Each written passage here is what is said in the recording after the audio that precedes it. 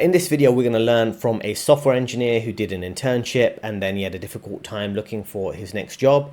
We're going to see what lessons we can learn from this guy. We're going to talk about how his internship was going, how he managed to get a high-paying job that was paying a high six-figure salary. So there's a lot we can learn from this guy. Now, if you're interested in high-paying six-figure jobs, I myself have worked in the finance industry in six-figure roles at intern, analyst, and director level at places like Goldman, Morgan Stanley, and HSBC. I've had successful job applications at these other companies, everything from JP Morgan to Deloitte. And if you're interested in career coaching and you want to build power, pay, and freedom, right, I'll show you how to do this. I'll help you build real financial freedom and independence, being like a sovereign individual, right, who has a good skill set. So you're no longer depending on a company to give you your future. You're no longer caught in limbo because you're always one step ahead, planning for your career, planning for your financial freedom, right? And ensuring that you are focused on being loyal to your goals and making sure your hard work is paying off for you rather than being caught up in different uncertain scenarios. Let's learn from this guy's story here. Last one-on-one with my mentor today. This mentor of mine was honestly the best mentor I've ever had throughout all 6 of my internships. Super great guy, super fun to work with, very knowledgeable, very smart. And at the very end of our one-on-one, I asked him about return offers, and he already put in the highest rating for me. At this point, it's up to whether there's headcount for next year. I guess they don't know yet. So hopefully I get a return offer and get to come back to New York. Guys, are we getting return offers? Of course. I just taught them how to crochet, so they Do you guys both want to return to New York after grad? Oh, for sure. I think it's so fun.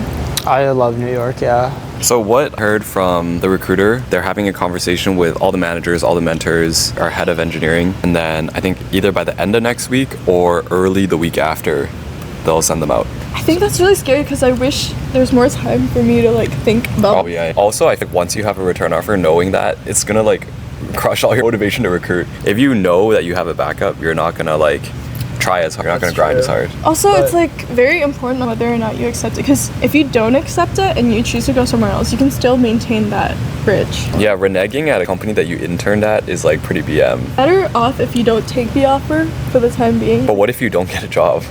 Period. Or what if the only job offer you get is even worse than this? That's why I wish it came out later. Yeah. I don't think any of us will not get a return offer. Please give us a return offer. Please. Doing that, guys. Please give us a. This little embarrassing, right? But I wanted to, well, there's so much to say here, right? Why is it that so many guys act like this in the corporate environment, right? And you might say they're more junior, they're in a difficult job market, they thankfully got an internship at this company and they do want that job offer so they can work there. But you see them often, right? It's just this kind of desperation. Something needs to be said about these guys. I mean, I don't say. But let's move on. Now, I did an internship at twice, internship at a financial analytics firm and a European investment bank, and I got the job offer. How did I do it? I did work hard and make sure I did kind of work extra in the morning and in the evening after work. Make sure I did quite well on the personal project. Each individual had to do a specific project, and I make sure my intern presentation was good. I made sure that I gathered a lot of useful information from mentors, and that's how you should treat work when you are starting in any job as an intern, as a junior employee or a new employee, even if you're experienced. You have to act like a spy, right? Like I cover in my book, The Force of Career Power, is a free link in description. You have to go and learn from everyone. Okay, not learn skills, but learn the office politics, right? Okay, who's really the power player here? Why are these teams deferring to a team in another department? Oh, they really make the decisions. Okay, cool, right? Really going to determine who gets a job at the end of the internship, right? Who's the real power player here, right? These are the type of things you need to think about. He mentioned talking with his mentor, being on good terms with his mentor, who was giving him good performance reviews. Let's be real, right? It's kind of an awkward reality, and I don't want to be disrespectful here, but sometimes you have mentors in the workplace, and you don't necessarily want to be them, right? You might be learning from them. You might think, I'm not too keen on this guy, for example, or his position, but sometimes it's difficult. Sometimes you've got to kind of deal with cringe, effeminate kind of men management, right? But it's it can be difficult. I've dealt with career mentors I didn't really like, but it's like they have so much say and they'll always be in the ear of senior management, whether you're a good person for long-term career progression there. So you always got to be on good terms with them and pretend to take their advice, even if they're giving you the generic, pointless, cookie cutter advice. And that's kind of why I'm here to give you real advice as a career coach, rather than just whatever the company finds suitable to tell you, which is normally just because some nonsense like work hard and be nice at work, some kind of completely ridiculous thing, right?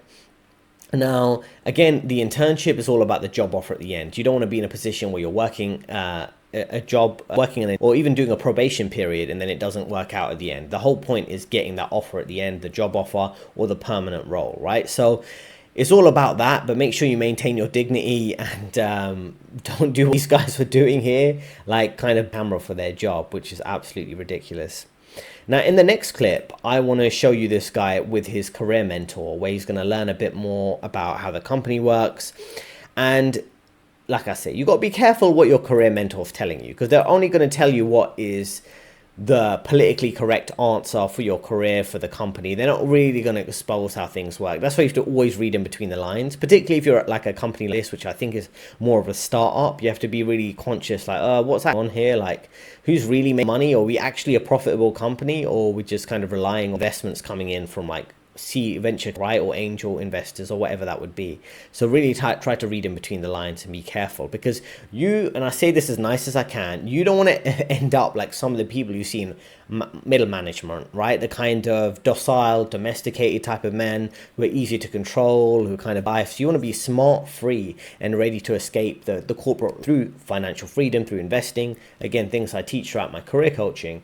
So you need to think about the long game here, right? Do you want to spend 5, 10, 15 years and be the guy who's your career mentor? Or maybe not. Maybe you can learn from him, play the corporate game for now, and then move on.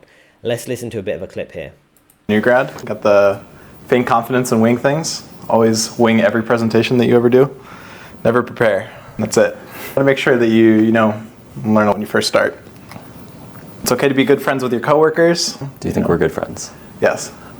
Good. I hope so. Health is more important than anything. Call out. If you're healthy, you can anything. So hit the gym, go rock climbing, and memorize your arrays so you don't render the whole DOM. That sounds like a call out.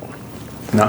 Whoa, Spindrift is spicy. You make mistakes, tell as many people as you can immediately. This is like the last, you can really ask as many questions as you want. Yes, you in the front. My last PR that I just merged an hour ago might have brought down prod, but I don't know because I don't have access anymore. Well, you should leave a note on everybody's desk. Yeah, that's the tenants.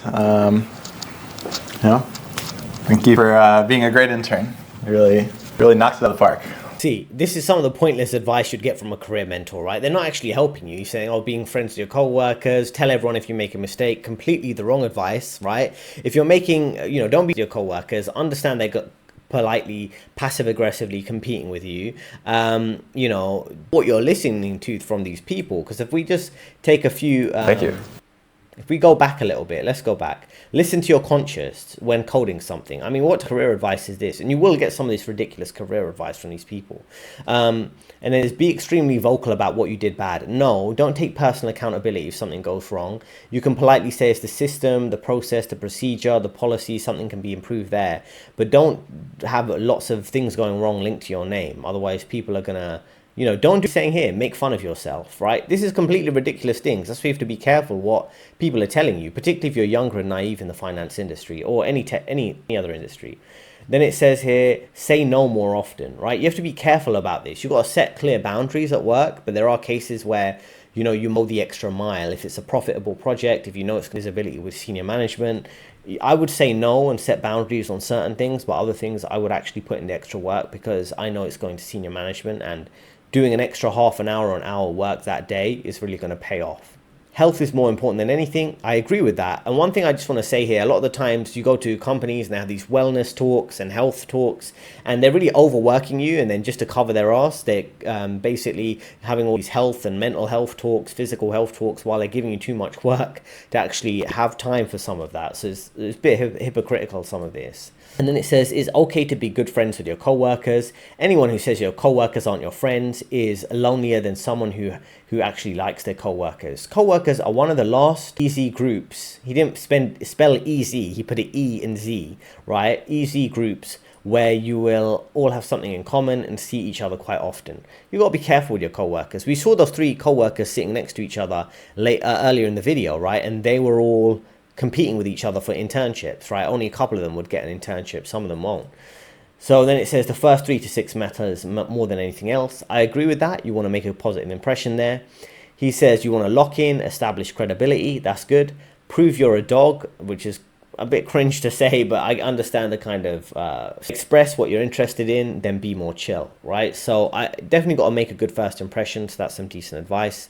But just be careful. I mean, this is type of cringe where I'm like, I don't know how we should take this. But let's go on. And he's talking about being an intern and not having a job offer, which is the difficult reality for some people. You might work hard all summer to impress a company and get a job, and then all of a sudden you don't have a job offer. Jobs. That's good. It's been about a month since my internship ended, and I still haven't received a return offer yet, but neither have any of the other interns. The recruiter told us a few weeks ago that they'd give us an update in a couple weeks, but I mean, we're to that. But in the meantime, I'm still unemployed, and so I've been recruiting for full-time jobs, which has honestly been pretty rough so far. I've mainly been applying to jobs in New York just because I spent the summer there. I really enjoyed it, really liked the city, but there's actually not that many tech companies that are hiring in New York right now. Most of them are hiring in the Bay Area in California, and so I've only applied to about 35 jobs so far. I've gotten a couple interviews out of it. Luckily, the new grad recruiting process is so much longer and more difficult than the intern process. Intern recruiting, typically I'd have just like an online coding assessment call. We have like 1 or 2 technicals and that lead to an offer. With new grad recruiting, you'd have all of that plus another like 3 to 4 rounds of technicals. So you're having like 6, 7 rounds of interviews, which is like, it's a super long, very tiring, very mentally draining. It just hasn't been very fun. For the past month and a half, I've spent about an hour every day just like looking for jobs, applying to jobs, lead coding, just putting in the work because it's rough out there. So look, it's important, like I would say, if you're more junior in your career, but generally speaking, you're not getting too where you are at, because you never know if you're having a layoff, if you work hard in an internship and all of a sudden you go and find the jobs you're looking for. And of course, don't focus on one location. We live in a global marketplace, global workforce. So the companies will hire and outsource to India, for example. You want to have the same global approach. Everything you see companies do, you should do yourself, or sometimes do the opposite. But in this case, if companies are people from anywhere in the world, you should look at job opportunities anywhere in your country or in the world. So particularly if you live in America, he mentions but not just focusing on New York, focusing on other locations, right? And considering how the salary might differ, the lifestyle might differ, the future opportunities after that might differ. So for example, if you're in London, you don't like the living costs, you want to move and go to a lower cost of living location in London, you find a stable job there. But the question is, what happens after that? If you move from London to Manchester, you take a pay cut, you have less work hours, quality of life, maybe you buy a house which is more affordable outside of London, have a family. What happens after that though, right? Well, you've got to plan the next 3 years and then the next 3 years after that, in the sense that you move to a new job, work there for 3 years, and then what happens if there's a layoff or there's a job cut or your salary isn't increasing? What is your plan then, right? So you've got to have a bit of a long-term strategy in mind when you do relocate for a job. And again, there's many places where there are hubs, growing tech or finance hubs, even in places like Texas and Florida. There's some movement in finance companies relocating some of their asset management teams from New York to places like Florida for tax benefits, lower cost of hiring employees. So there's all sorts of things to consider. Now, finding a job is a full-time job, and that's why you should treat it like that. Like I would treat it when I was the jobs and when I help my clients, depending on their scenario, if they're out of work, spending that 9 to 5 time doing job search and then spending relaxing in the afternoon and evenings so you don't get too stressed out. Now, the things you should also bear in mind is when you start a job, whether you're an intern or a new joiner, of course, you want to make a good impression in the first few weeks and months. But it's kind of the easy phase, right? So it can get a lot tougher after that. Like he's talking about these job interviews being tough. So just bear that in mind, right? You have easy and difficult phases, like up and down, peaks and troughs, peaks and valleys throughout your career. So just bear that in mind. It's not just an upward trajectory where everything's going fine once you've got a good internship. Now we're going to continue his story, right? He ends up without a job offer. What is he going to do? How is he going to find a job?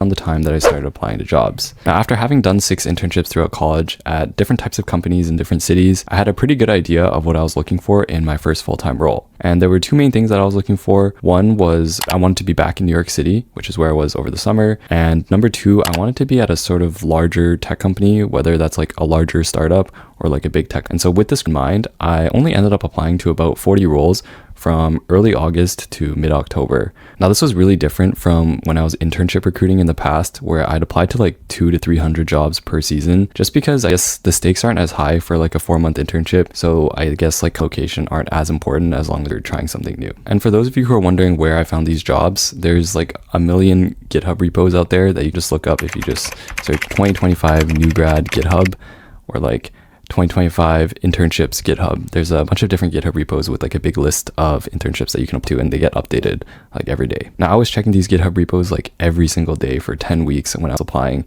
just because I want to be the first one to apply to these jobs, just because like applications fill up so quickly. If you're early, you have like a better chance of being seen. Now, in terms of applying, I mostly just cold applied on the website, but for 7 of them, I actually got a referral from people that I knew, and that actually led to 4 interviews. Now, from personal experience, having referrals for internships never really helped, I guess, just because there's so many more people applying for internships. If you think about it, it's like all the people in college versus new grad recruiting, you're just competing with the seniors. And I interviewed at 2 other companies as well, but these came from the recruiters reaching out to me directly through email without having me to apply. So of the 40 applications, only 6 of them actually led to interviews, and none of them actually came from cold applying. Now, looking back, one thing I wish I had done during this job search process was work with a coach, because job searching can be so overwhelming, from figuring out where to apply, how to get referrals.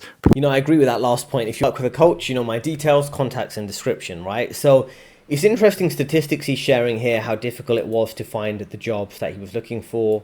Here we go, 40 applications, 6 interviews, 6 rejected, 28 known answers, right? And it just shows you how disposable companies see you as, right? So they'll just not respond to you, like ghosting you. And you wouldn't ghost a company. If you were going to reject a company, if they gave you a job offer or they wanted to move forward, maybe you already found a job, you'd maybe send them a quick, nice email and say, oh, I found another job, and but thanks, maybe you can work together in the future. I've had that with a hedge fund and that helped me, because when they were having some people leaving their company and restructuring their kind of department, they reached out to me 2 times, like years later, and said, oh, are you on the job market? And one time I was working at Goldman Sachs, another time I just joined another company, and I thought that was nice of them to reach out to me. They must have remembered me from years in the past, that they liked my interviews. I had many interviews with them, and we almost started together before I got my job at Goldman Sachs, and then they wanted to hire me after I joined. So you never know how things go, right? It really can vary. But if we move on, so the thing is, taking a good approach here. It's not just focused on his current location, New York City. That is his ideal working location. He's looking at other job opportunities. Competition is quite high, as you can probably see from some of the statistics. And it's so interesting because there are many different perspectives on referrals. Sometimes you can get a referral, like a friend or a former co-worker who advises, you know, someone at a company to hire you. But how much say do they have? You might have a friend at a top company, right? And they might not be able to help you in a sense, because you have that friend and then they ask the manager that, oh, you would be good for the role, but they might take their opinion seriously. They might be like, well, why should I listen to this guy? He's just recommending his friends. So you have to be careful. Sometimes referrals don't work in your network. People act on it whether they choose to or not. So we've got that here. And then the other thing around this is, you know, doing 4 interviews, going through many technical and interviews. This is just the reality for many people now. It just becomes quite difficult going through that job search process. So let's listen to a bit more about his interviews and preparing for some of the tech interviews here. Interviewing. So I was basically interviewing for 2 months straight, from like mid-August to mid-October, just because these companies would have like 5 to 6 rounds of interviews, each one being like an hour long. And again, there were 6 companies. Week, it was just interviews, and I wasn't really even doing anything else interviewing. And this is on top of having a full course load in my senior year. So some weeks were actually really stressful. I remember there was one week where I had 3 rounds at one company. I had an on-site at another company, 2 CS assignments, a CS midterm, and all I did that week was just code and study. I was not really context going into these interviews. I was actually really bad at these technical interviews with like LeetCode style questions. Despite having done them for the past few years and like actually getting 6 internships, I was actually really bad at LeetCode. I had maybe done problems in the past, which is not that much. Most of my friends have done like a few. So when it came time for new grad, I knew that I had to lock in and do like another 100 problems if I wanted to even stand a chance, because I couldn't afford to be unemployed anymore. So as you can see, this is my LeetCode streak. I did it every day in September, and like half of October, yeah, I was grinding LeetCode, and I think I got a lot better. But it actually wasn't even enough, because even though I passed the first 2 or 3 technical rounds, I failed the final technical round at Bloomberg, 2 Sigma, Meta, and Palantir, which, you know, I signed some NDAs, can't really talk about it in much detail, but it really hurt when I got those rejection emails. This is my first time interviewing for these sort of big, prestigious, if you will, tech companies, and I fumbled the bag.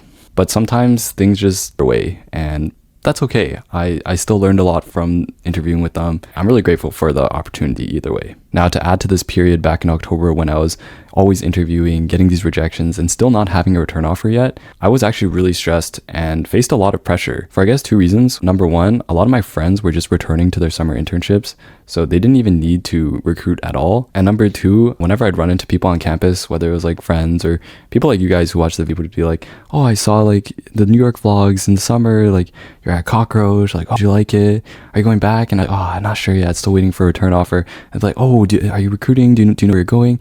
And I'm not sure yet.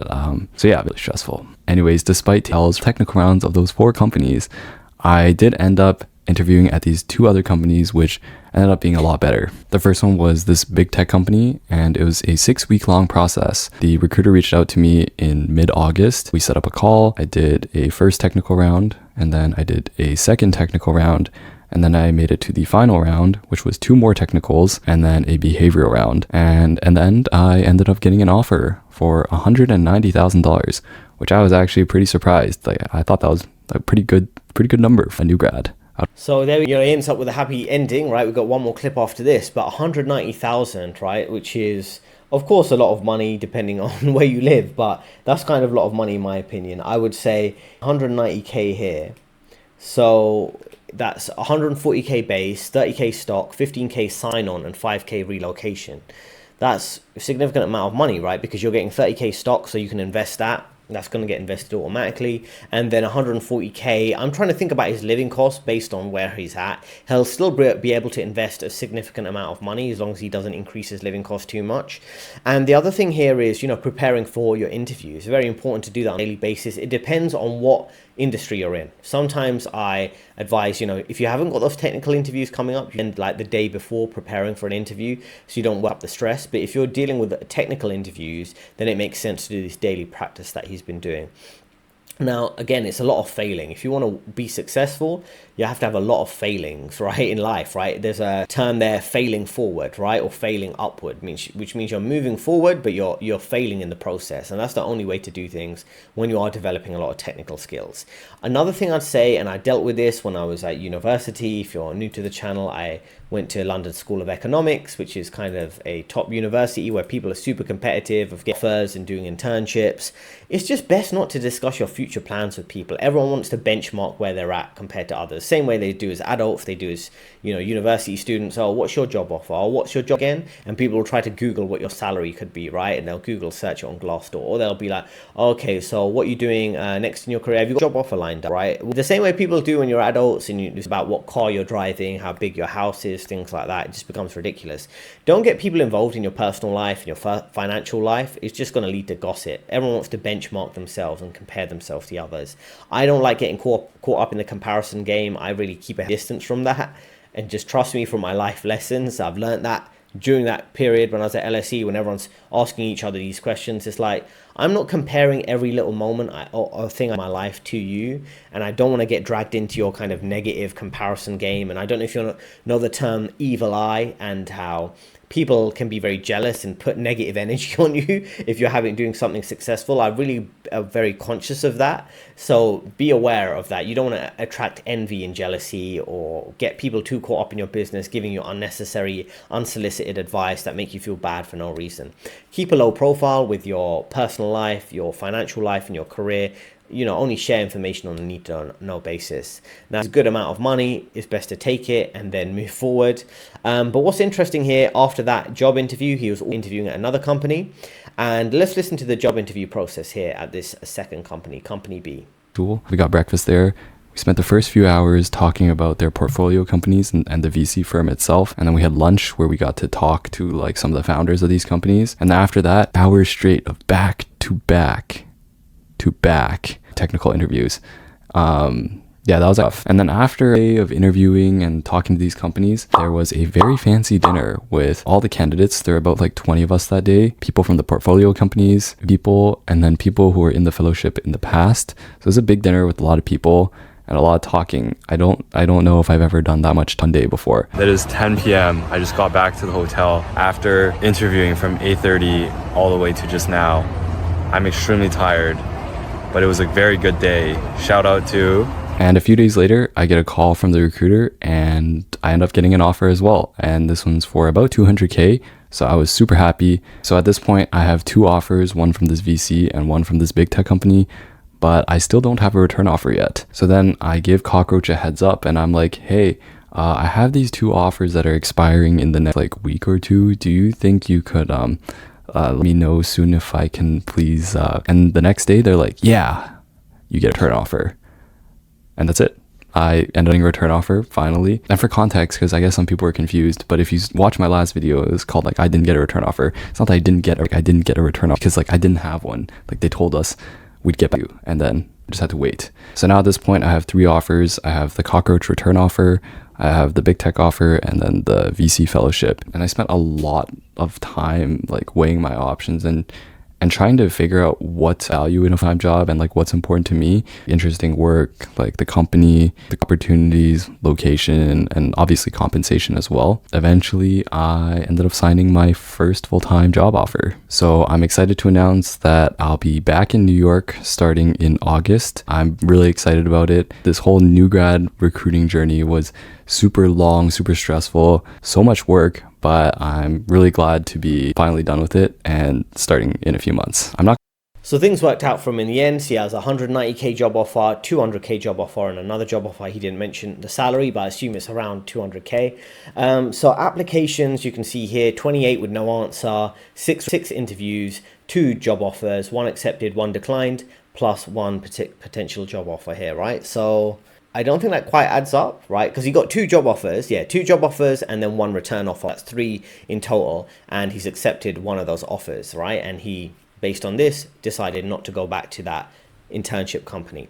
This is a very interesting story, right? It's like a success story. Sometimes we focus on the challenges in the job market. This has worked out for him. He's quite early on in his career. Me personally, when it came to choosing between these 3, based on what I understand, Cockroach here is like a startup company, and then he's got these 2 other VC funded company, and then a big tech or a big tech kind of company. I would go for the tech one because what you want to do is have stability at the start of your career and the reputation of that, and you can leverage that to other opportunities. If you're picking a job because you're like, oh, it's a nice work environment and it's in New York and I want to hang out with my friends, I don't think that's a good thing to do. I think you should think about what is the long-term stability, right? So if you have a choice between, let's just say, working for a bigger tech firm, let's just say you have Google, a startup that you really like, and then you have a mid-sized company. If it's venture capital funded, how stable is that funding? Is the company even profitable right now? Last the long term, or will there be layoffs and it'll shut down? Always go for that big name company, at least start at the start of your career, or when you're looking for stability, maybe through your career.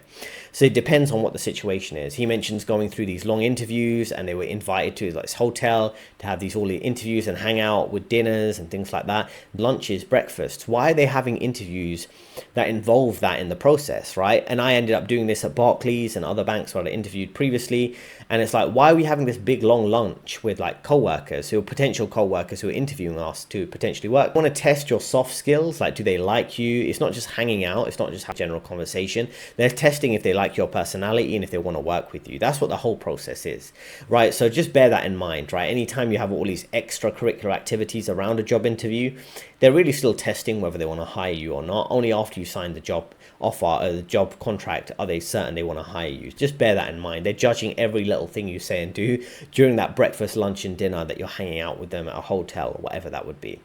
So we've learned a lot from this guy. Now, if we move on to the key lesson here I have. So from my career course, which is called Career Code, link in description, this is what he's doing here, right? That helped him get these job offers to a certain extent was a lot of referrals, building a professional network, creating a strategic inner circle. He surrounded himself with allies and mentors to ensure his career has long-term stability. He added good reputation with the mentor at that company, even though it's cringe in his internship. He had some other connections that gave him some referrals that led to job interviews. And that's important things you can learn throughout my course, Mastering Office Politics, called the Career Code. But the main way I can help you is through coaching, right? To help you build a career, to build power, pay, and freedom, right? Link in description to get started with that so you can end up navigating these tricky scenarios. And I've helped people secure those high six-figure salaries. Again, the Career Code is a course about office politics. You can free ebook on 48 laws of career power. Lots of good ideas there for dealing with difficult situations in the workplace to gain power and respect. A free ebook, free email newsletter that you can sign up for. So Mondays and Fridays, you get tons of helpful career advice sent straight to your inbox, completely free. The book's free too. The courses I mentioned before, and the coaching is the main way I can help you. Let me know in the comments what you think about this guy's story. I'll be happy to help throughout the coaching process. 2 linked videos on your screen right now, and I'll see you next time.